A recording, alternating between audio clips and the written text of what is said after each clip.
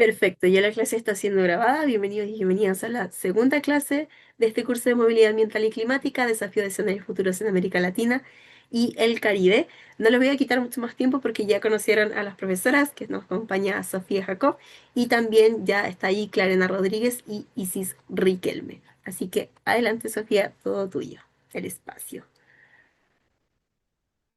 Gracias, Maritza.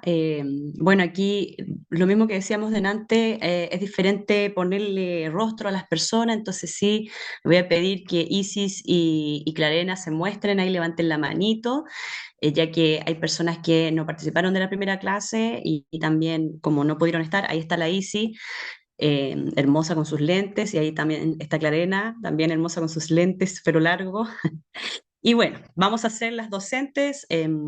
La tercera clase va a estar al mando de Isis, que es nuestra experta en género, y la cuarta clase va a estar al mando de Clarena, que también es experta en lo que es desarrollo territorial y sostenibilidad, ¿sí?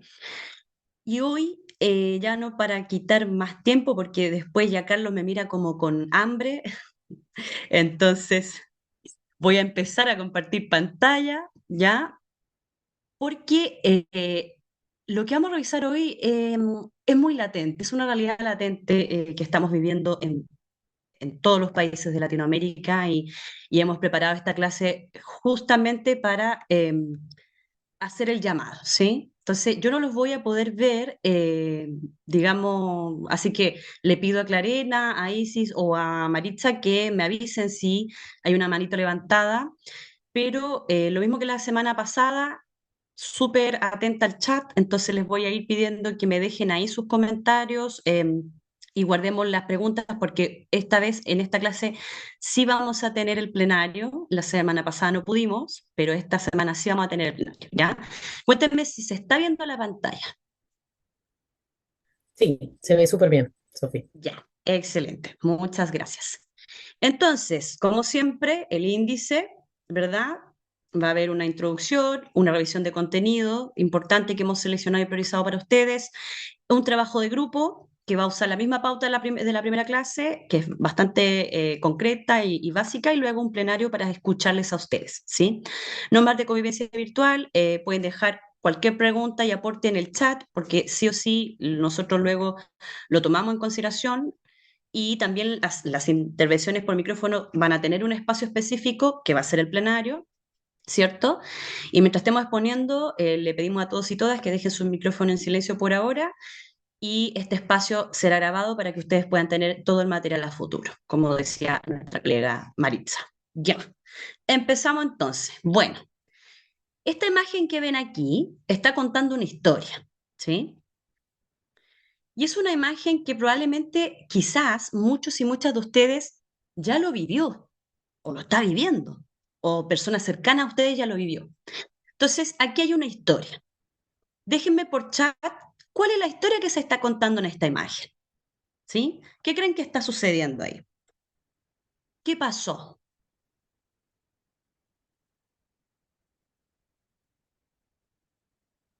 ¿Qué historia cuenta esta imagen? Déjenme por el chat. A ver, vamos a ir viendo aquí. Ah, también Pablo está resfriado. Ok. Ánimo, Pablo. Uy, se me fue esto, espérenme. Chat. Entonces, un desastre socioambiental, ya. Canalización de un río que produce desbordes, muy bien. Ambos están en correcto. ¿Qué otra historia está contando esta imagen? Vamos, siéntanse en libertad de opinar. Mala planificación urbana, excelente. Se deforestó y el cauce del río cambió hasta colapsar totalmente. Ya, ya, muy bien. Bien detallista ahí, Carlos. Carolina nos dice alteración del curso natural del río. Ajá, que tiene que ver con la memoria del agua, ¿verdad? Importantísimo eso, Carolina. Mabel nos dice casas inundadas, personas desplazadas. Muy bien, causa-consecuencia, ¿no, Mabel? Iván nos dice construcción de una ciudad, ¿sí? Que responde a lo que nos decían más arriba de mal planificada, Amaru, ¿cierto? Exceso de población, le hace mucho cemento. Muy bien, falta de análisis de la mecánica del suelo, excelente, bien técnico Damián, pero sí, muy importante visión. no se estudia en general la prospectiva del suelo, del uso del suelo, ¿verdad? Marjorie nos dice aumento de caudal significativo en invierno, también por las lluvias. Excelente ahí, Marjorie.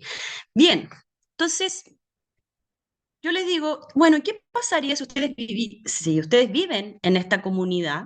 Aquí está una de sus casitas, hay oficinas, varios de ustedes están comprando, otros están en las casas con sus niños, y de repente suena la alarma temprana de evacuación del organismo de emergencia de su país, ¿sí? Y usted, donde se encuentre, ya sea en su casa, en su trabajo, comprando, paseando al perro, etcétera, debe evacuar el barrio en 5 minutos. Usted no conoce las vías de evacuación ni las zonas seguras porque nunca se involucró en un sistema de prevención o su municipalidad nunca hizo, ¿cierto?, una operación de evacuación. Entonces, el tiempo corre y no sabe si usted podrá volver o no a su hogar, que está aquí entre las casas inundadas. ¿Qué se llevaría con usted? ¿Qué te llevarías contigo si tuvieras que evacuar en 5 minutos? Déjenme su lista en el chat. A ver, ¿qué cosas ustedes se llevarían si tuvieran que evacuar de manera forzosa? Aquí Monserrano dice, la historia de la foto dice que se va poblando alrededor de un río y sus cambios en el tiempo hasta alterarse el cauce. Deficiencia de la planificación urbana. Excelente. Lourdes nos dice, obra vial en construcción no planificada hidrológicamente. Excelente. Cambios todos antrópicos. Muy bien. Ya, ahora contéstenme la segunda pregunta. ¿Qué se llevarían ustedes si fueran residentes de este pueblo que se está inundando y tuvieran que evacuar en 5 minutos? Aquí Sol nos dice un abrigo, una linterna y el gato. El gato, por supuesto. Medicamentos, ropa, alimento, mi perro. Ya, las mascotas, importantísimo siempre. A mí no me gusta hablar de mascotas, me gusta hablar más de integrantes, perruno, gatuno, etcétera, ¿sí? Me llevaría mi teléfono, dice Pablo, mis mascotas, medicamento y un cargador, power bank, si se puede. Ya, muy bien. Monserrano dice las cosas indispensables para mí. Ah, para mi bebé y mi familia, exacto. Mis gatos también, comida, medicamentos, linternas, ya.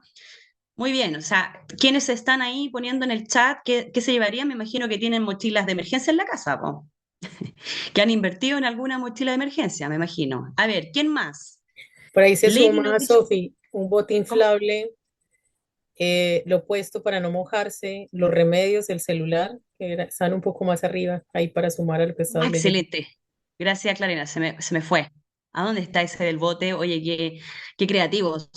Y quiero detenerme en el bote. Ahí está, bote inflable. Muy bien, me llevaré mi teléfono y mascotas. ¿Qué más? Dice, buscaría un sitio alto. Ya. Si es que no alcanzaste a evacuar, buscarías un sitio alto. Perfecto. Documento importante es medicina. Botiquín de primeros auxilios. Excelente. Y botiquín de emergencia. Una radio. Muy bien. Una radio, botiquín, agua, comida enlatada. Ya. ¿Alguien sabe? Y aquí voy a pedir que la pregunta que voy a hacer, la respuesta sea por micrófono. ¿Alguien sabe cuánto tiempo debe durar la mochila de emergencia mientras, posterior al desastre? ¿Cuánto tiempo debe durar los insumos de una mochila de emergencia para la supervivencia de una persona? ¿Alguien sabe? ¿Cuántos días, horas? ¿Alguien se lanza con esa respuesta? 48 horas, 48 ¿Cuánto? horas yo creo. 48 horas.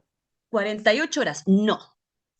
Los organismos de emergencia se demoran más de 48 horas en llegar como primera respuesta, en general, cuando hay un desastre, catástrofe de gran envergadura. ¿Sí? Porque primero están, no, 15 días, Monserrat, se te muere toda la gente que sobrevivió a la inundación, ¿no? Un poquito menos, 72 horas, muy bien, Paz, 72 horas, al menos 3 días. Porque la primera respuesta, y esto es interesante que lo tengan en mente, colegas, participantes, la primera respuesta siempre, siempre va a ser su vecino, su vecina, su familia, usted. ¿Sí? Los organismos de emergencia tienen protocolos y burocracias. Entonces, mientras se está generando el evento, ¿verdad? Los organismos tienen que convocar a su especialista, hacen comité de emergencia, discuten parte del presupuesto, quién va a hacer qué cosa, etcétera, y hacen los diagnósticos de la alerta temprana, hacen los diagnósticos y luego se toman decisiones. Y pese a que igual esas burocracias no son tan lentas, porque en un día podrían tener todo listo las autoridades, dependiendo de la magnitud del desastre, los organismos de emergencias algunas veces pueden o no acceder al territorio afectado. ¿Sí?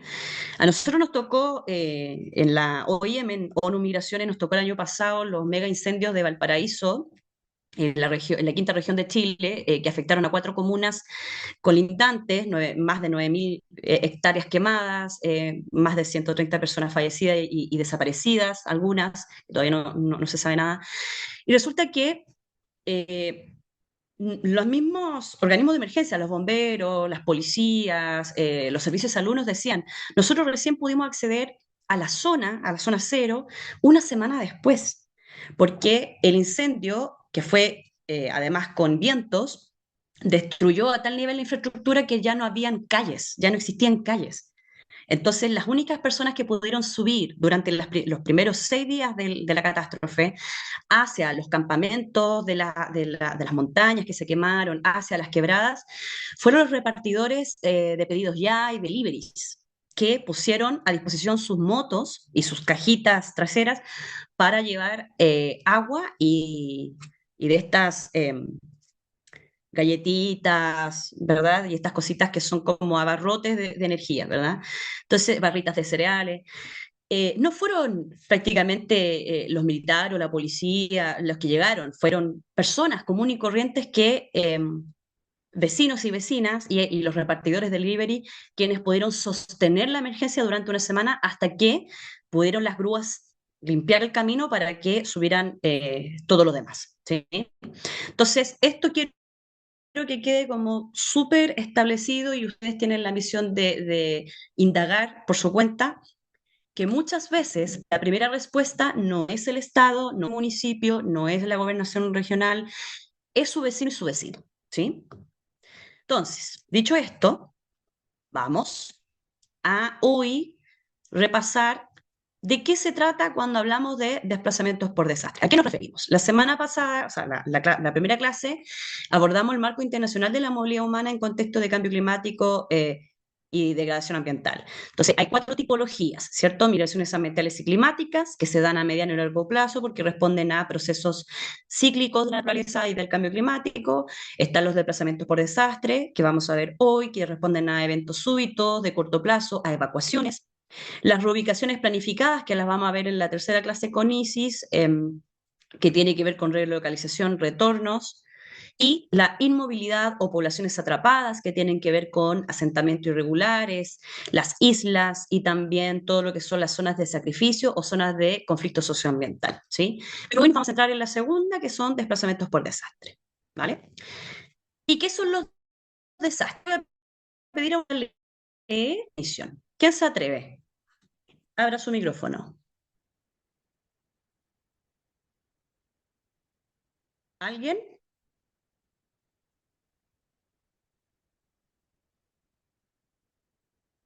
¿Qué pasó con los voluntarios y voluntarias de este? Hay una manito levantada, si no me equivoco, a ver. Ah, no, ya. Sí, la mía de ¿Nadie? Isis. Era para decir si repetías la pregunta, porque al menos a mí se me cortó. Si alguien quiere leer la definición del concepto de desastres. Ah, voluntarios. Ya, dale, Isi. Según la Estrategia No. Internacional para la Reducción de Desastres de las Naciones Unidas, UNDRR, un desastre se define como una seria interrupción en el funcionamiento de una comunidad social que ocasiona muertes, pérdidas materiales, económicos y ambientales. El riesgo es toda pérdida y daño esperado de un evento, donde conjugan diversos. Gracias, Isi. Justamente, cualquier situación disruptiva en el ordenamiento de una comunidad o sociedad que puede ocasionar muertes, pérdidas e impactos materiales, económicos, culturales y ambientales se designa como desastre. Pero resulta que hay niveles, están 3 niveles de actuación. Está la emergencia, que es más bien una respuesta local. Está el desastre, que es una respuesta mayor porque hay niveles de pérdida y daño incluso de vidas humanas. Y está la catástrofe, que es el máximo nivel cuando un evento súbito interrumpe no solamente en una localidad, sino que en el funcionamiento total de un Estado, nación, entonces ese gobierno se ve obligado a pedir la ayuda internacional. Entonces, tres niveles de actuación: emergencia, desastre y catástrofe, ¿sí? Todas obviamente generan desplazamientos, ¿verdad? Pero entonces, ¿qué es el desplazamiento por desastre? ¿Cierto? Son aquellos movimientos de personas que son movimientos forzados, ¿sí? No son movimientos voluntarios, porque en definitiva son consecuencia de estos eventos súbitos y, digamos, eh, eventos disruptivos que no le permiten a una persona pensar hacia dónde tiene que ir. Finalmente la evacuación es esa, es un movimiento rápido, es un movimiento forzado, repentino, y que ocurre por la conjunción de tres factores que son prácticamente los que ya hemos visto en la primera clase. Los factores de riesgo: una o más amenazas presentes, y estas amenazas pueden ser de origen natural, climático o humana, además del nivel de la exposición a pérdidas de bienes y servicios, por ejemplo, infraestructura, y las vulnerabilidades del territorio, que tienen que ver con la sensibilidad de una comunidad a ser dañada, con la capacidad de su respuesta, ¿cierto? O sea, mientras más pobreza exista y desigualdad exista en un territorio, menor es la capacidad de respuesta, mayor es la vulnerabilidad, ¿sí? Entonces, los desplazamientos por desastre podrían significar que son un desplazamiento súbito y de corta duración, pero a gran escala en general, ¿sí?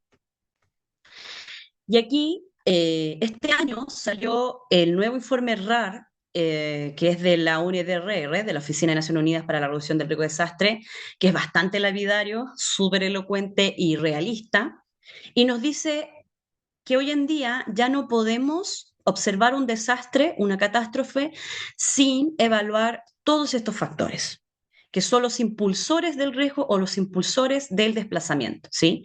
La degradación ambiental, el cambio climático, la pobreza y la desigualdad, la inestabilidad política crónica, como le pasó a Haití, que lo hablábamos la semana pasada, ¿cierto? Criminalidad y violencia, la inseguridad alimentaria, la crisis hídrica, un gobierno débil o inoperante, el desarrollo urbano mal planificado o mal gestionado, los desplazamientos masivos sin regularización, ¿sí?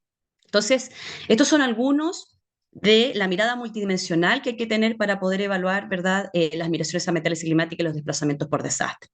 Y este mapa aquí que ven ustedes es la evaluación de los porcentajes de desastres que hubo en el 2024 del Centro de Monitoreo de Desplazamiento Interno, que es un centro global, y nos dice que América Latina y el Caribe, o las Américas en realidad, fueron en el 2024, fue la zona con mayor presencia de desastres en el mundo, seguido por Asia, ¿sí? Y aquí, en estas dos imágenes, hay una relación silenciosa pero profunda del por qué las Américas está sufriendo mayores pérdidas y daños ante desastres, eh, porque en definitiva todos estos factores de riesgo, todos estos impulsores del riesgo existen, son canales de desigualdad en la América Latina, con la alta corrupción que existe, con los bajos índices de educación, de salud, los bajos índices de equidad de género. Todo eso tiene que ver con la capacidad de respuesta. Entonces, estas dos imágenes tienen mucho que ver, ¿sí? Entonces les contaba que el Centro de Monitoreo de Desplazamiento Interno, el IDMC, que cada año hace un informe GRID, este año lanzó entonces el informe relacionado a la evaluación del 2024 y nos dice que han existido en las Américas más desplazamientos por desastres, 13 millones de personas desplazadas en un año, versus los desplazamientos por conflicto armado y violencia, que fueron 1,5 millones de desplazamientos, ¿sí? Siendo que América Latina y el Caribe es una de las regiones más violentas del mundo después de Asia, ¿sí? Aún así, hubieron más desplazamientos por desastre que por violencia y conflictos armados. Entonces, si se dan cuenta, acá en el gráfico aparecen los países que mayores desplazamientos tuvieron el año pasado: Estados Unidos, con todo lo que son las tormentas y huracanes; Brasil, con las inundaciones que ocurrieron en el sur de Brasil, ¿cierto? Río Grande; Haití, que viene hace 14 años con desplazamientos por mega desastres; Cuba, también por efectos de las tormentas y los huracanes, y Colombia por las inundaciones, ¿sí? Y los incendios forestales. Y se dan cuenta del 2015 al 2024 cómo hemos repuntado los desplazamientos por desastre.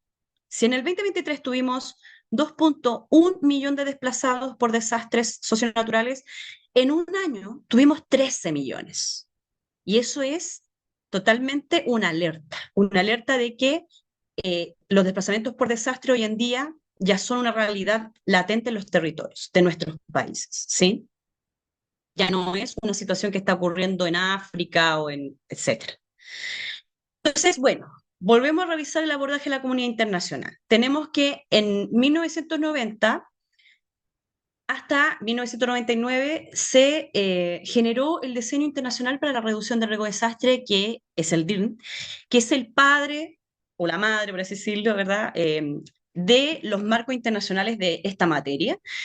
Y aquí se hizo un grupo bien interesante de científicos, científicas y organismos de gobierno intergubernamentales que comenzaron a investigar y en el 2005 se encontraron en Japón y crearon el marco de Yoyo, ¿sí? Que iba a operar durante 15 años, ¿verdad? Como la Agenda 2030, ¿sí? Em, pero el marco de acción de Yoyo en general se enfoca a el abordaje de los desplazamientos por desastre, aquellos desplazamientos forzados, incluidos los desplazamientos interfronterizos, entre fronteras, como por ejemplo lo que ocurrió en Turquía y Siria el año pasado, o antes pasado, si no me equivoco, con el terremoto interfronterizo, ¿verdad? Que dejó un montón de pérdidas y daños en infraestructura y también de vidas humanas. Em, Ahí opera todavía el marco de Yoyo, porque es un desastre que comparten dos países, ¿sí? Que es algo bien interesante y algo nuevo en estas décadas, ¿sí? Luego, en el 2015, cuando se evaluó el avance del marco de acción de Yoyo, o el MAT, se dieron cuenta que los países hicieron bien poco, ¿sí? Pudieron cumplir muy por debajo con las metas. Entonces, en el 2015 se empezó a discutir en paralelo al Acuerdo de París el marco de Sendai para la reducción del riesgo de desastre, que es una línea base vinculante a los estados, a las constituciones y a las políticas públicas para abordar la reducción del riesgo de desastre, pero ya no desde la manera compensatoria, ya no desde la respuesta posterior a un desastre, sino que más bien desde un ciclo de gestión que opera desde la mitigación, la preparación, la respuesta y la reconstrucción, ¿sí? Que lo vamos a pasar a ver en un ratito. Entonces cambia la dirección y la perspectiva del marco de Sendai, porque hasta ese momento llevábamos una política internacional y una política nacional de compensación. Entonces, no nos preparamos, pero sí respondemos posterior al desastre, ¿sí? Y eso ha dejado un montón de problemas y de muertes en el pasado, ¿no? Entonces, el marco de Sendai vino a marcar el antes y el después.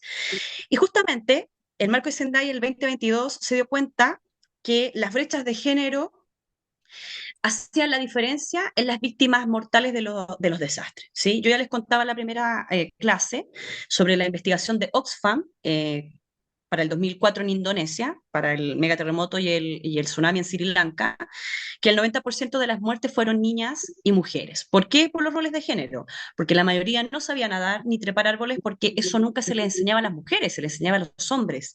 Entonces las mujeres estaban generalmente eh, enfocadas a la artesanía, para el turismo y a la agricultura de subsistencia. Entonces las mujeres no pudieron sobrevivir porque no sabían nadar ni trepar árboles, que es algo muy básico que uno diría, bueno, uno de repente lo aprende en el campo, pero no. Los roles de género son así de importantes y de peligrosos. Entonces el marco de Sendai generó un plan de igualdad de género que se llama Sendai Gap, que también lo vamos a pasar a ver, y que ahí estipula 9 objetivos globales para poder reducir las brechas de género, porque no podemos seguir apostando a que vamos a enfrentar, ¿verdad?, los desastres climáticos o de la degradación ambiental sin una perspectiva de género, porque si no vamos a seguir teniendo un montón de miles de millones de personas muertas, ¿sí? El Sofía, abordaje en la comunidad internacional también, y lo vuelvo a repetir, esto lo vimos en la primera clase, Sofi, Va muy fuerte de la mano de las COP, de las conferencias de las partes, ¿sí? Lo voy a repetir porque aquí hay personas que no participaron de la primera clase,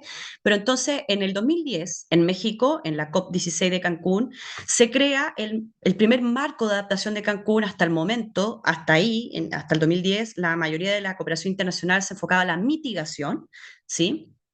Pero en el 2010 se empieza a crear el trabajo sobre adaptación. Y en este marco de adaptación de Cancún se definen las cuatro tipologías que yo les comentaba anteriormente, ¿sí?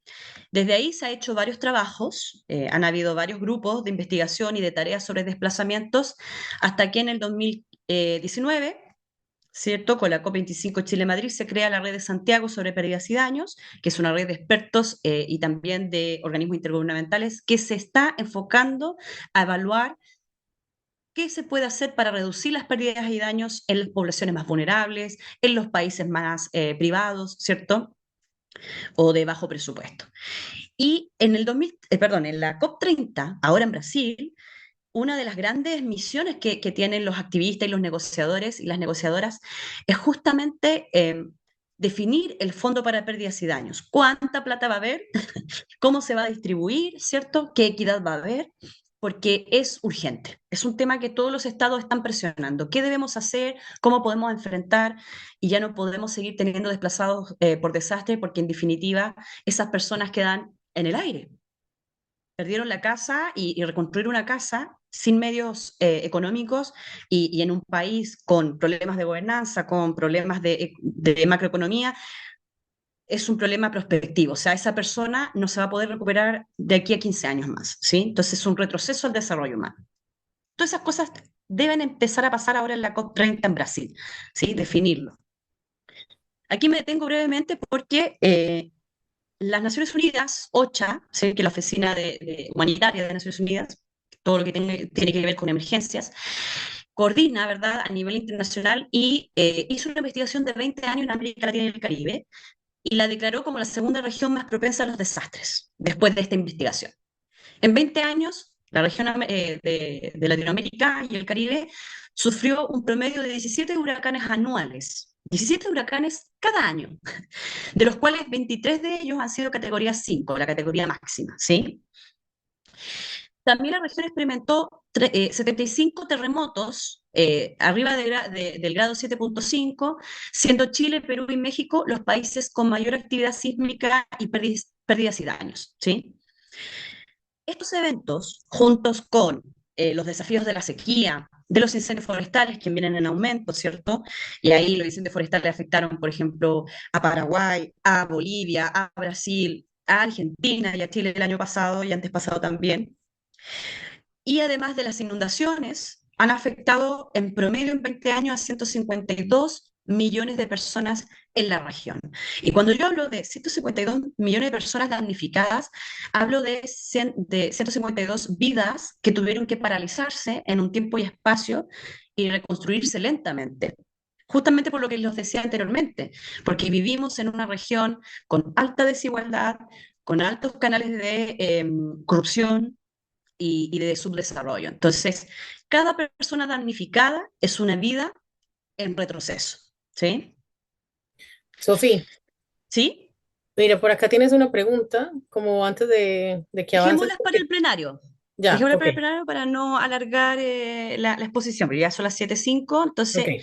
déjenme terminar, digamos, el contenido y en el plenario retomamos todas las preguntas, ¿vale? Entonces, el informe RAR que yo les comentaba, el informe de Naciones Unidas para la reducción del riesgo de desastre, nos dice que el 53% de las pérdidas económicas mundiales por desastres climáticos se produjeron en América Latina.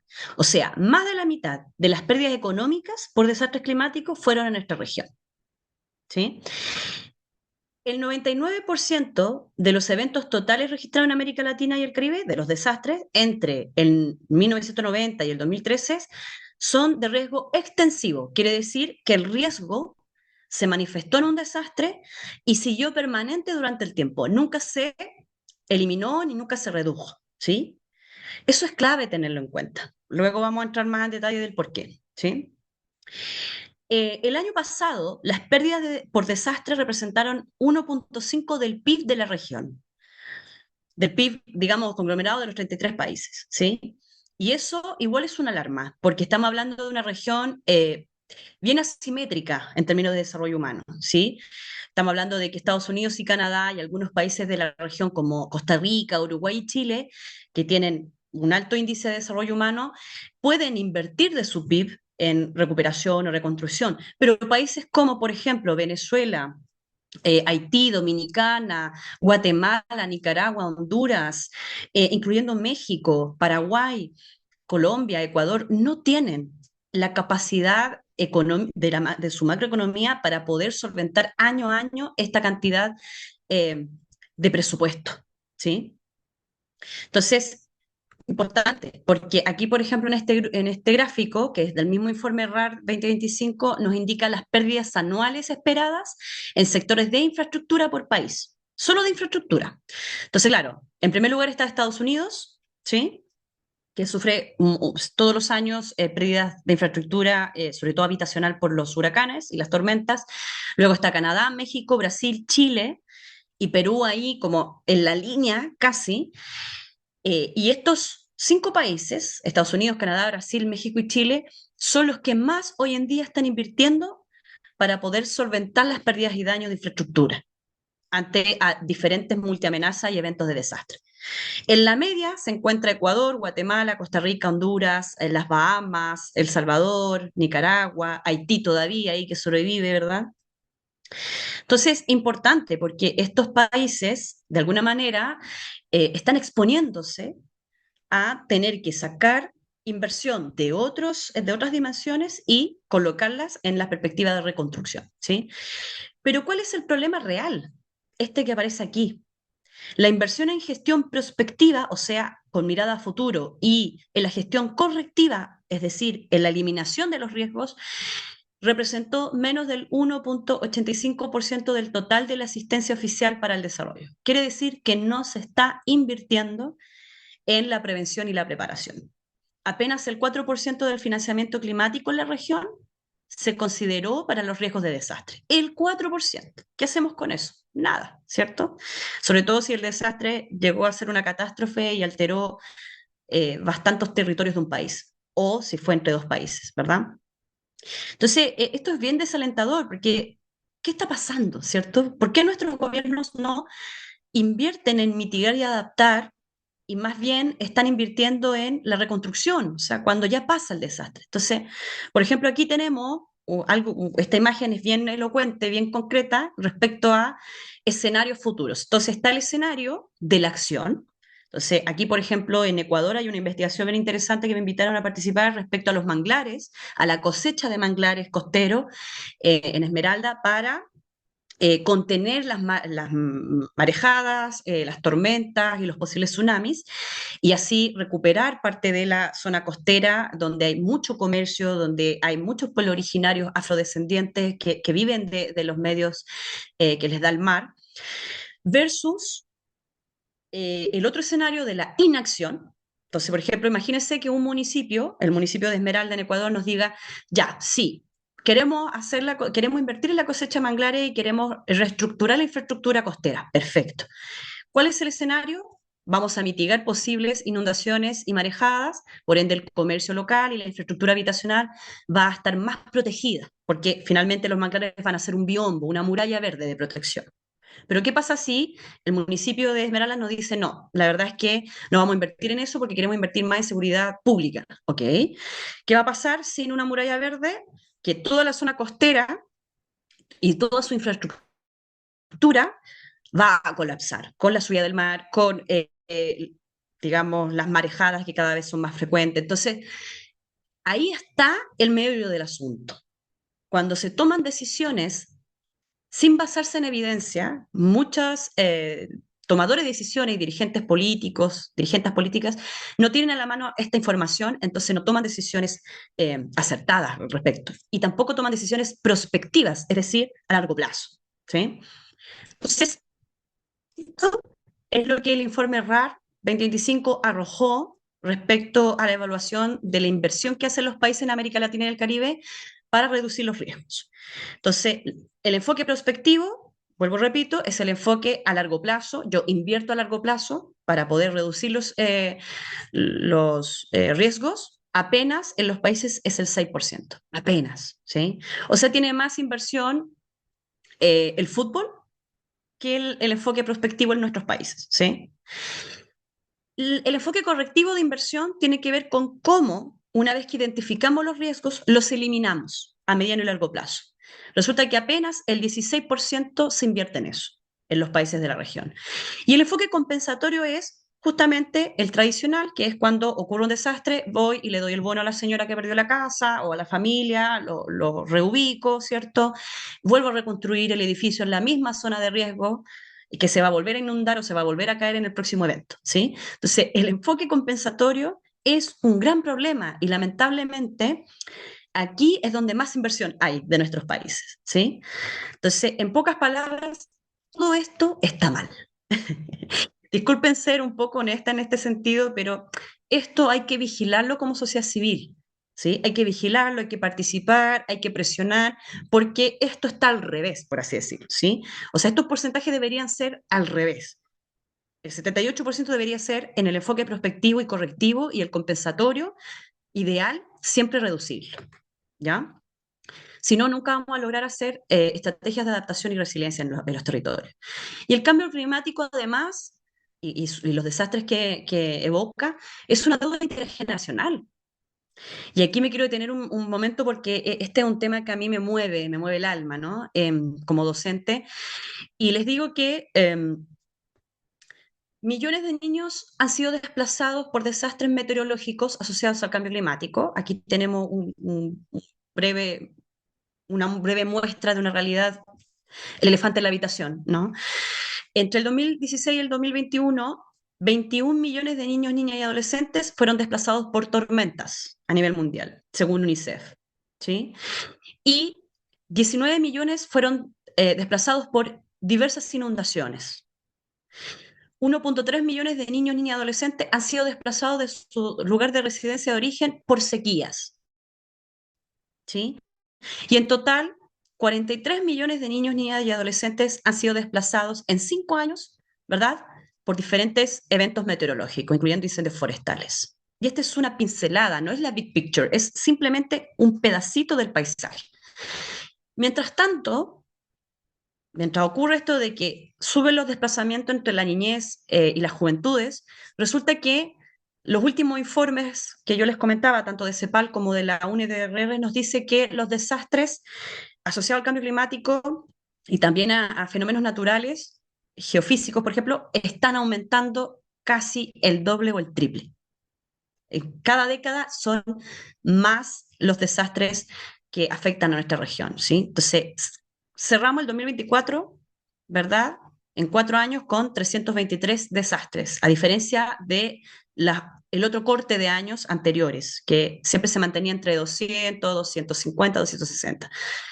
¿Sí? Entonces, desde la pandemia hasta el año pasado, hemos subido casi 90 desastres más. ¿Mm?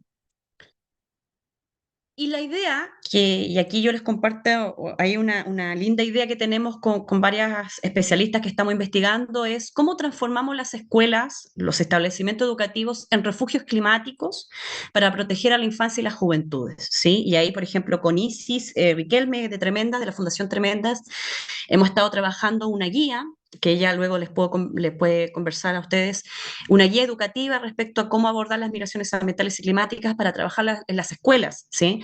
Porque no se cuida lo que no se ama y no se ama lo que no se conoce, ¿sí? Entonces, ¿cómo estamos enseñando? ¿Cuál es el enfoque de la educación actualmente? Entonces, aquí está la docente, ¿no? Y les pregunta, bueno, ¿conocen esta marca? Claro, los niños levantan la mano y le dicen, sí, pues McDonald's, Nike, Apple, ¿cierto? Porque es lo que conocen. Y cuando la docente les pregunta por un árbol nativo, un pájaro nativo, una flora nativa, los niños y las niñas no logran reconocer, no tienen idea, no la conocen. Entonces, la educación puede hacer la diferencia y siempre ha sido la diferencia, ¿sí? Los grandes desafíos globales que impactan en lo local. Entonces, para ir finalizando, el abordaje. Esto lo vimos la semana pasada, en la primera clase.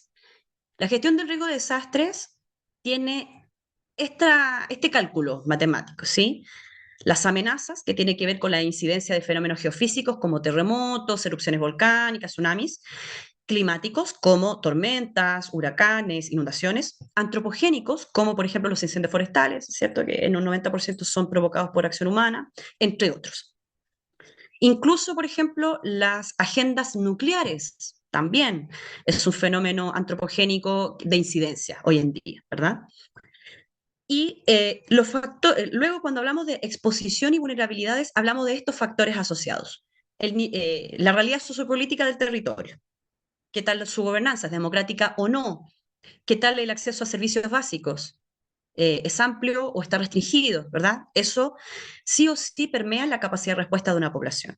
Lo socioeconómico, qué tanta desigualdad hay, qué tanto acceso de medios de vida o medios laborales hay en este territorio y que se puedan ir perdiendo por un desastre, ¿verdad?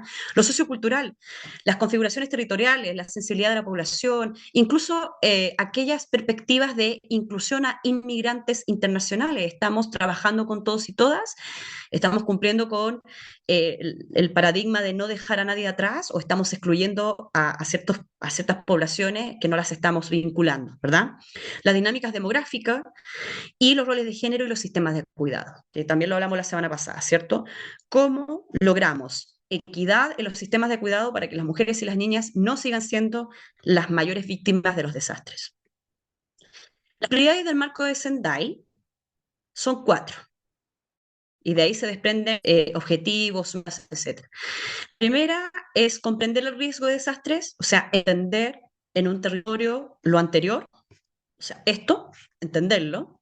Por eso hay que hacer esta ecuación para poder conocer y comprender los riesgos en un territorio. La prioridad 2 es fortalecer la gobernanza del riesgo y ahí impera mucho cómo se gestiona la gobernanza multinivel, la participación ciudadana, etc. La prioridad 3, cómo se invierte en la reducción de riesgo de desastre. Ya vimos que prácticamente no se invierte, ¿sí? Y es un desafío, sí o sí, es una debilidad que hay que abordar desde nuestros países. Y la prioridad 4, que es aumentar la preparación para casos de desastres, ¿sí?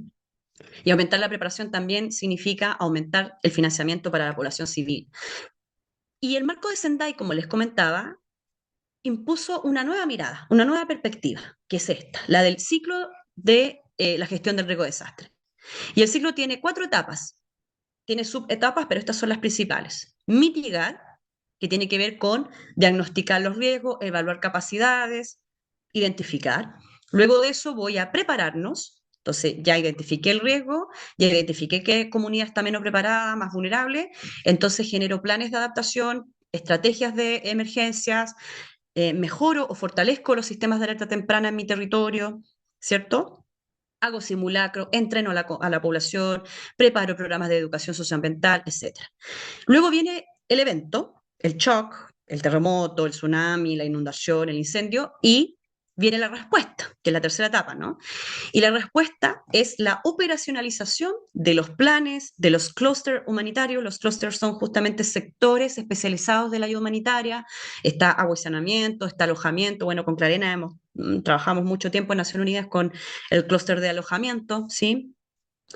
Eh, y en UNICEF a mí me tocó trabajar en Colombia con el clúster de agua y saneamiento también para el conflicto armado. Entonces, se operacionalizan esos sectores de ayuda humanitaria, ¿sí?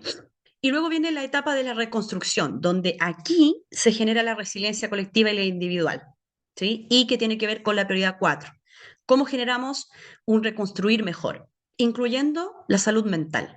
Muchas veces la salud mental es relegada de los desastres y ahí hay un nicho de acción y de investigación súper amplio que los invito y las invito a conocer porque la salud mental genera postraumas a largo plazo en la población. Y esos traumas muchas veces impiden que esta población afectada, damnificada, retome una vida digna, ¿sí? Entonces, clave, aquí hay un nicho enorme. Y para ir terminando, entonces tenemos la reducción del riesgo de desastre hoy. Me pasé un poquito. La reducción del riesgo de desastre basada en ecosistemas o el EcoRRD, que es un bracito de las soluciones basadas en la naturaleza, según el estándar global de soluciones basadas en la naturaleza de la Unión Internacional de la Conservación de la Naturaleza, la UICI, Bien, y resulta que ellos nos dicen, o ellas, ¿verdad? El estándar global nos dice que para que haya una solución basada en la naturaleza, una estrategia eficiente, tiene que coincidir, tienen que coincidir todos estos factores. La perspectiva de restauración, ¿sí? El enfoque específico al problema, el enfoque de infraestructura integral, infraestructura gris, infraestructura verde, infraestructura azul, ¿cierto? La gestión local de esa infraestructura, de esos planes, de esa estrategia y la protección del medio ambiente. Estos 5 parámetros de los enfoques basados en ecosistemas responden a desafíos sociales, porque finalmente, si hay un territorio que no tiene este nivel de articulación en diferentes necesidades, prácticamente está poniendo en peligro los servicios ecosistémicos. ¿Y qué son los servicios ecosistémicos? Responden a los elementos de la naturaleza. Un servicio ecosistémico vital es el agua. Si se seca un río, un glaciar se destruye, un lago desaparece, no hay agua, no hay ese servicio ecosistémico, ¿sí? Entonces, los bosques nos permiten tener sombra, reducir las olas de calor y también tener humedad, agua. Ahí nos dan un montón de servicios ecosistémicos, además de alimentación, ¿sí? Entonces, las soluciones basadas en la naturaleza, aquí les pongo simplemente algunas del World Resource Institute que están bien interesantes para que las vayan investigando. Hay un informe completo de ejemplos que se pueden utilizar para poder mitigar y fortalecer los territorios desde el uso de suelo hasta el uso de cuerpos de agua, el uso de vegetación, de biombos climáticos, etcétera, ¿sí? Lamentablemente no vamos a poder entrar en detalle por el tiempo. Quizás podríamos pensar en otro curso ligado a esto. Y finalmente, las prioridades del marco de acción de Sendai Gap de género. Quiero ahí relevar los 4 principales objetivos con las 2 principales prioridades globales, ¿sí? Aumentar la disponibilidad de datos desagregados sobre género es clave, porque la investigación que yo les contaba sobre Oxfam, en Indonesia, Sri Lanka, se dieron cuenta justamente de la importancia de los roles de género en lo que pasó con el tsunami, cuando desagregaron los datos, cuando se dieron cuenta que las muertes habían sido más del género femenino que masculino, ¿sí?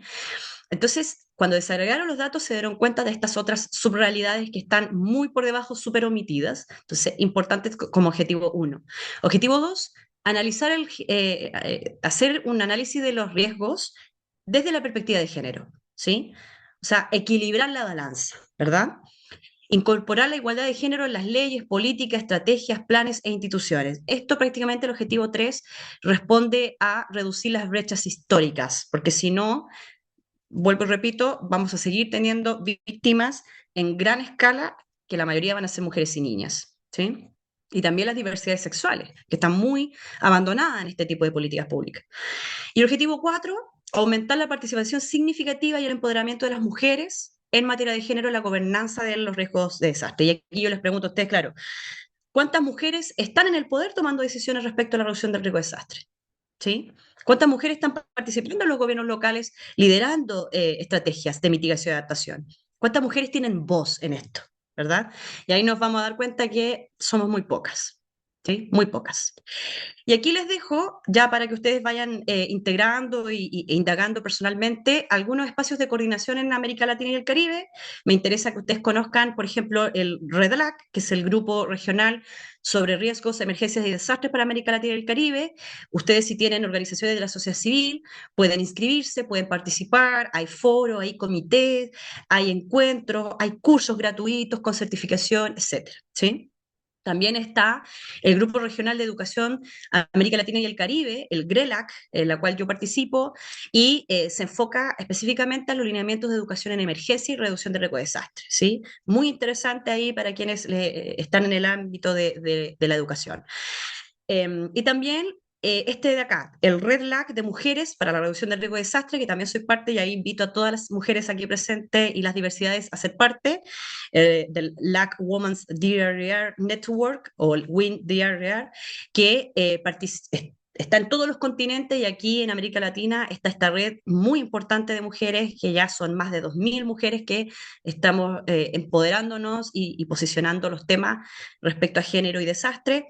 Y también, sin dejar atrás a las juventudes, está la organización del ECOI en todos los países de UN Youth, y claro, las juventudes se reúnen cada año en una asamblea nacional para tomar decisiones respecto a este y otros detalles de acción climática, ¿sí?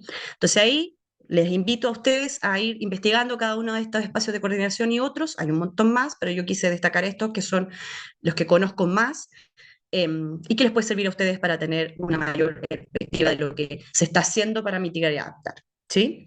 Entonces, siendo las 7:26, estamos un poquito pasaditos, voy a ver la pregunta, a ver si podemos responderla. Si no, avanzamos. A ver, aquí, si me ayudan. Acá, dice, una pregunta. ¿Estos marcos comprometen a los estados al estilo de un acuerdo internacional o más bien son insumos para el diseño de respuestas locales a los desastres? Oscar, tú te basas, estás hablando de los marcos internacionales, por ejemplo, el marco de Sendai, el de Kyoto. Si estamos hablando de esos marcos, claramente sí, son vinculantes por los estados que los firman y los ratifican. Entonces, por ejemplo, te hablo desde Chile. En Chile, el marco de Sendai logró posicionar la necesidad de pasar de una oficina de emergencias, la ONEMI, que era pequeña, sin presupuesto, con una perspectiva militar, por ende compensatoria de respuesta, a una ley que creó todo un sistema de prevención y respuesta ante desastre, la SINAPRED, ¿cierto? La ley SINAPRED, que creó el Servicio Nacional de Prevención y Respuesta ante Desastre, el SENAPRED. Entonces, el marco de Sendai fue súper vinculante a la hora de que el Estado de Chile tuviera que actualizar las políticas públicas y la institucionalidad, ¿sí? Asimismo, Perú, que tiene el homólogo de SENAPRED, México, Costa Rica, ahí Paraguay, lamento decir que está un poquito o sea, en retroceso con eso, todavía no está tan bajada el marco de Sendai, y cada año se hace una evaluación del marco de Sendai en su operatividad en los países que lo ratifican, ¿sí? Entonces, importante esa pregunta y te agradezco, Oscar, porque sí, ustedes como sociedad civil tienen que estar más atentas a estos procesos de cómo los marcos internacionales se vinculan con las políticas públicas de sus países, ¿sí? Y permean en lo local, por supuesto que permean, ¿sí? Permean, por ejemplo, en cómo se reestructura un Estado, en la descentralización de los mecanismos de respuesta o de los mecanismos de prevención, ¿sí? Entonces el marco de Sendai en Chile logró estructurar un sistema bien interesante que son los COGRIP, que son los comités de gestión del riesgo de desastre, y que están en cada comuna del país, en cada región del país, y existe un COGRIP nacional, ¿sí? Que está liderado por el presidente de la República. Entonces ahí sí respondí, Oscar. Javiera nos dice, ¿a qué se debe este aumento de desastre en la región?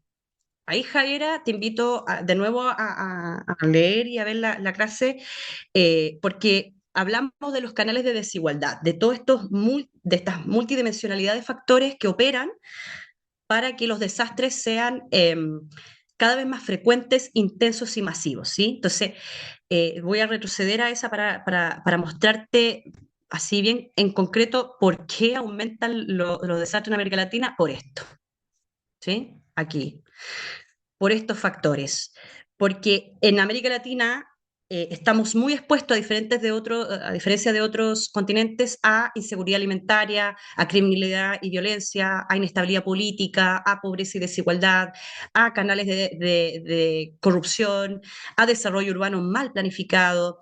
América Latina y el Caribe es la región que más población urbana tiene en el mundo, ¿sí? Estamos súper urbanizados en la región, entonces eso también implica nuevos riesgos, ¿sí?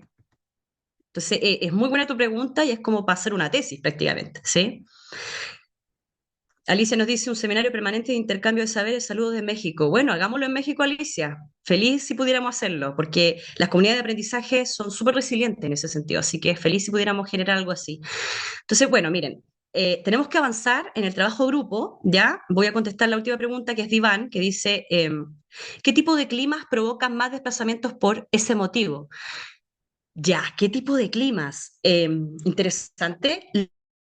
Los climas calurosos, tropicales, Iván, hoy en día son los que más efectos del cambio climático tienen. Te agradezco la pregunta porque es bien interesante y justamente hace una semana atrás lo estuvimos discutiendo con unos expertos científicos tropicales, que mientras más caliente se vuelve la atmósfera y más caliente se vuelve el océano, toda la franja ecuatorial del mundo está expuesta a megadesastres relacionados a lo meteorológico. Entonces, mientras más caliente sea el clima, más difícil va a ser eh, la posibilidad de enfrentar desplazamientos por desastre, ¿sí? Porque van a ser más intensos y más frecuentes. Y asimismo, en los trópicos de Capricornio, en el mundo, ¿cierto? Y en los trópicos, perdón, prácticamente los trópicos más helados, fríos, por ejemplo, donde está Canadá y donde está Chile, Argentina, ahí también se van a dar desastres climáticos asociados, por ejemplo, a las olas de frío en invierno y a las olas de calor en el verano, ¿sí? Y que son prácticamente climas fríos, pero que se están alterando por, además, la alteración del ciclo del agua en el mundo, que uno de los umbrales que vimos la semana pasada, ¿verdad? Los umbrales de los 9 umbrales del cambio climático, perdón, del colapso en el planeta, ¿verdad? Los puntos de no retorno del planeta, ¿sí? ¿Qué principios nos podrían servir para lograr llegar a tener políticas orientadas a un enfoque prospectivo? Uf, los principios son los del marco de Sendai, Iván. Ahí la comunidad internacional definió los principios y los acabo de nombrar, ¿sí? Son 4. Son 4 principios que los países votaron para poder trabajar, que son estos de acá, ¿sí?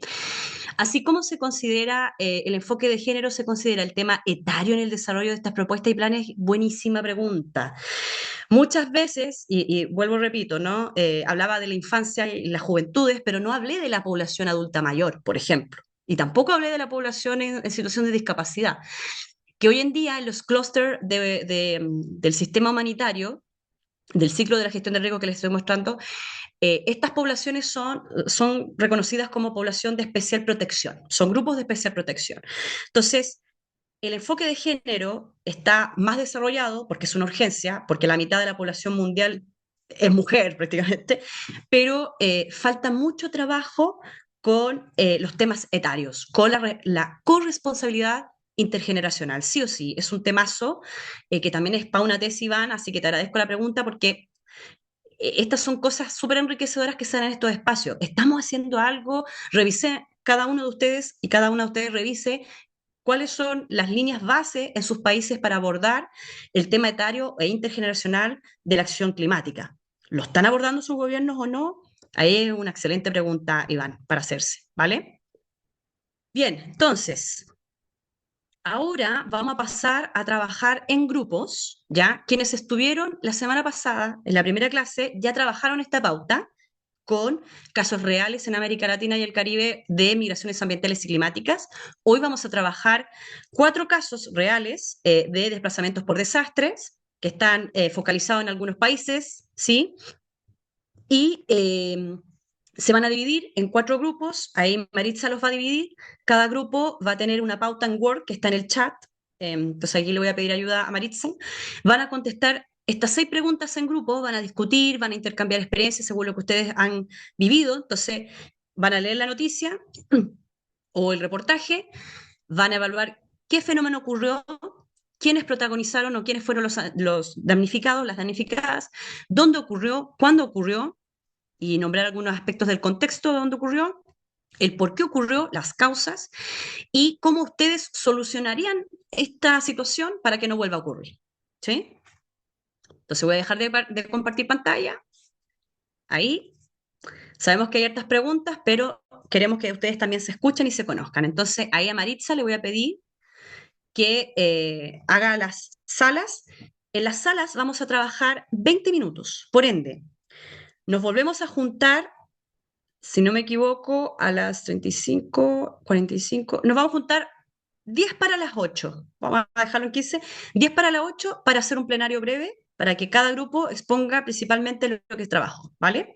Entonces, Maritza, todo tuyo ahí la distribución. Eso sí, te voy a pedir que le des a todos permiso para que compartan pantalla, ¿ya? Porque la semana pasada nos costó eso y le pido a todos y todas, en el chat les dejamos adjuntos la pauta en Word que van a tener que trabajar, se los vuelvo a subir porque puede ser que ustedes no la vean. Entonces, dame un minuto, María, por el chat, las pautas, ¿ya? Que son 4 documentos Word.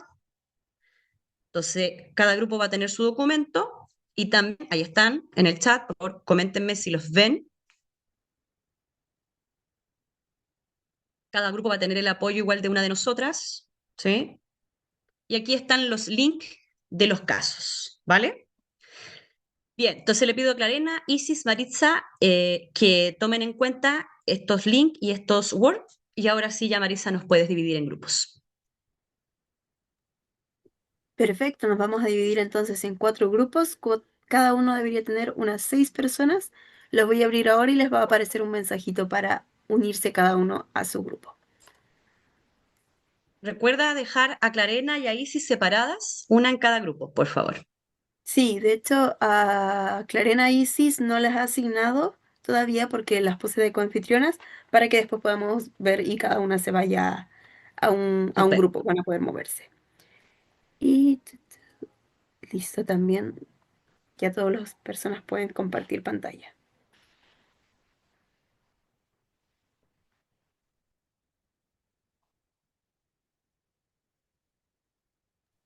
Por ahí sí se está levantando la mano. Ah, sí, era si podíamos elegir. A mí me gustaría irme el de incendios, pero si no, no hay problema.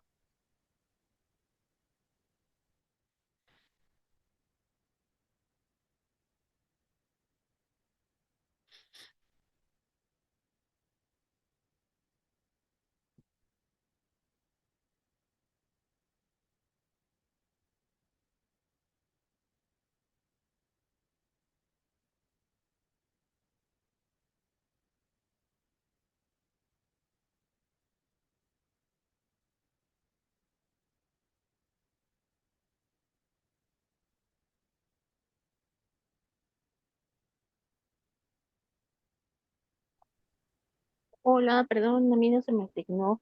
¿Por dónde checo? Estás asignada, pero me sale que no te has unido. ¿No te salió ningún mensaje?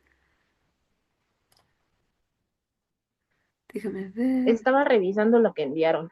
No sé si durante este lapsus. Puede Ah, ser, puede ¿me lo ser. puedes mandar, porfa? Gracias. Sí, voy. Me voy a la sala 4, chicas. Ok. Ya, voy a ir a la 1 Les pido, entonces. sí, para que avancemos porque si no, no vamos a lograr.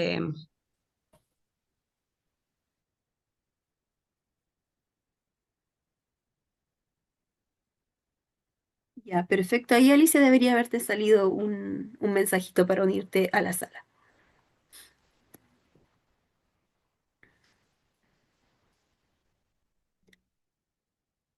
A mí aún no me aparece el mensaje.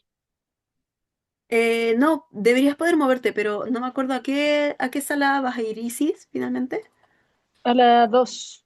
A la 2. Ya, te muevo ahí, a la sala 2. Listo.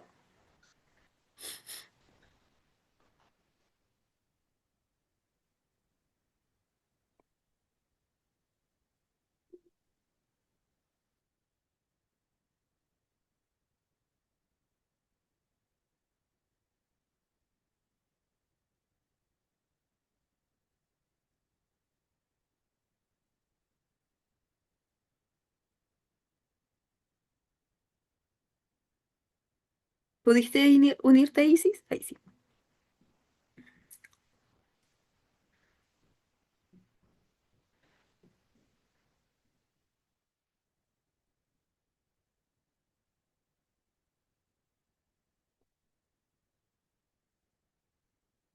Ya, creo,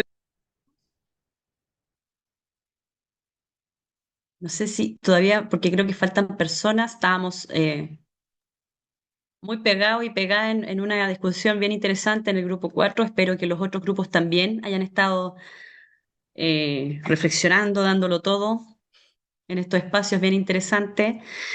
Lamentablemente nos pasamos un poquito, otra vez nos pasamos de la hora, pero sí me gustaría, Maritza, si me permites, al menos darle la oportunidad a dos grupos que puedan exponer brevemente la respuesta de la pregunta 6.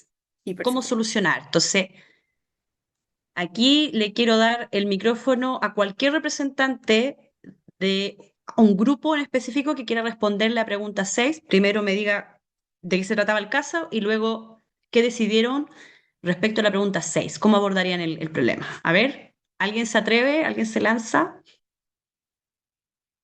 Y a quienes se hicieron de escribanos y escribanas, quienes escribieron, les voy a pedir que en el chat nos puedan subir el Word, por favor. Quienes lo tengan, el Word trabajado por grupo, súbanlo al chat, por favor. Ya, Sofía, del grupo 3. Ya, vamos, Carlos. Ya, ¿cómo solucionamos esto? Simplemente que tenemos que establecer políticas. El grupo nuestro tenía que ver con los desastres provocados por el agua, ya sean sequías, inundaciones, ¿ya? Que hayan ocurrido en el mundo, que afectan principalmente a los grupos vulnerables. Bueno, el tema es que llegamos a la conclusión que la única forma de resolverlo es que las políticas, o sea, perdón, los, la las decisiones para estas situaciones sean participativas, no estén radicadas en cúpulas de poder o en lo que se llama la burocracia administrativa del Estado. Sobre todo en Chile, que tenemos un centralismo decimonónico, es realmente impresionante cómo pretendemos imponer el modelo que sale en la oficina de OGA y la de OH para territorios que son totalmente distintos desde Arica a Magallanes. Bueno, y lo otro que hay que hacer no solamente el análisis prospectivo, sino que hay que tomar acciones prospectivas en el mediano y corto plazo, porque este asunto no es para más, para 20 o 30 años, esto es para el próximo año o el próximo mes. Y mientras no exista la voluntad política y la presión cívica ciudadana para que esto ocurra, es imposible que podamos resolver los desastres que se nos vienen encima. Ahí te lo resumí. Si quieres preguntar algo más, Excelente, Carlos. No, muy bien, muy bien. Y muy parecido a una discusión que también tuvimos en el grupo 4. Excelente grupo 3. Excelente. Me quedo con la pauta que han trabajado. ¿Alguien más de otro grupo que quiera comentar cuál fue la respuesta a la pregunta 6 sobre su caso? ¿Voluntarios? ¿Voluntarias? Ya están todos como con cara de ir a cenar, de querer ir al baño, ¿cierto? Ya. no, ¿Nadie ha más? estado muy entretenido, Sofía, muy entretenido. Gracias, Carlos. Yo sé que ahí tú estás siempre ahí apañando. Ya, bueno, no se preocupen porque la idea es quedarnos con los Word para poder hacer el análisis del trabajo. Yo sé que en todos los grupos hubo discusión, sé que en todos los grupos hubieron aportes, contribuciones y eso luego nosotros lo vamos a sistematizar. Este es el primer curso de esta índole, ¿sí? De migraciones ambientales y climáticas que FIMA y Usos Ambiental han tenido. Y por eso es súper importante la participación que ustedes han tenido también, porque al ser el primer curso de esta índole, estamos posicionando, ustedes y nosotras como docentes, estamos posicionando el tema, ¿sí? Estamos llevándolo ya a un estado de análisis de la sociedad civil. Aquí la mayoría son personas comunes y corrientes, ¿sí? Hay personas que trabajan en ciertos organismos, pero la mayoría somos personas comunes y corrientes. Entonces, llévense para la casa la discusión que tuvieron hoy y la próxima clase, ya con Isis, vamos a profundizar, ¿verdad?, en las reubicaciones planificadas y sí o sí la perspectiva de género y cambio climático, ¿vale? Esperamos que la próxima clase podamos tener más tiempo, porque siempre nos escuchan ustedes a nosotros lo escuchamos poquito a ustedes, pero ha valido la pena al menos este esfuerzo. Así que nada, los libero, no sé si ahí, bueno, Alberto levantó la manito justo, Sí, cuéntame. hola, sí, algo súper chiquito, súper genial como es la metodología para darle vuelta. Quería consultar ese análisis que está hecho para el equipo, luego lo van a socializar o va a haber como un proceso de seguir recogiendo aportes, porque siento que igual coincido que el tiempo siempre es perverso, ya a veces puede haber como cositas que se pueden ir sumando o no sé. O sea, no sé cómo se va a transformar este monstruito de análisis que está súper bueno de seguir leyendo y dándole vuelta. Te agradezco la pregunta. Lo primero, voy a reforzar una cosa. Este curso tiene una carpeta donde están subdivididas las clases y ahí yo estoy subiendo cada clase, estoy subiendo mucho material complementario para que ustedes tengan informes, etcétera, ¿sí? Estadística, infografía, etcétera. Em, Eso es lo primero, o sea, ustedes sí o sí cada clase, posterior a cada clase van a tener información concreta, precisa, con fuentes. Y lo segundo es que la sistematización de este curso que va a estar a cargo digamos, de nosotras, de mi equipo, nos va a servir para nosotras, por supuesto, pero también podemos poner a disposición, ¿cierto? Los datos de estos trabajos, porque cada clase vamos a hacer el mismo trabajo con diferentes casos reales por cada tipología. Entonces, si a ti te interesa, Alberto, yo puedo ir subiendo todo esto a las carpetas y te lo llevas, porque en definitiva este curso sí o sí es compartir toda la comprensión y conocimiento que podamos tener y que podamos ir construyendo clase a clase. Así que todo va a estar a disposición de ustedes y por supuesto están mis datos, me pueden escribir, me pueden mandar alguna consulta o necesidad y yo aquí voy a estar apoyando por supuesto y también Isi y Clarena que llevan años trabajando también en este rubro. Así que sí, la idea es hacer comunidades de aprendizaje y compartirnos, ¿vale? No duden. Así que eso por ahora. Les voy a pedir para sacar una fotito antes de irnos que quienes puedan poner sus cámaras, por favor, abran sus cámaras, arréglense el pelo así como, o claro, eso, así como peñísquense para que aparezca en rojito aquí. Ah, mira, aquí tenemos dos personas, Danilo. A los que Hola, todavía le hola, queda pelo, le gracias. dices tú que te arreglen los pelos. Eso, arréglense por favor ahí. Quienes tengan pelo, los que no, pueden arreglarse ahí la nariz, los ojos, claro, los bigotes, como está haciendo Carlos. Ya, entonces. Así que, Maritza, ¿cómo pongo aquí? Acá está. Ahora los veo a casi todos. Ya, vamos a sacar la foto, por favor, pónganse ahí sus caritas para poder publicarlas también en nuestras redes y así se enteren quiénes están participando en este curso. Vamos a la una. A ver, el Iván no me aparece, ¿ah? Veo como todo negro, como en las sombras. ¿Dónde estás, Iván? Damián, Amaru, Lourdes, si es que Ah, pueden. ah, Ya, voy a Lisa, sacar la fotito, ¿ah? Ahí está Amaru, genial.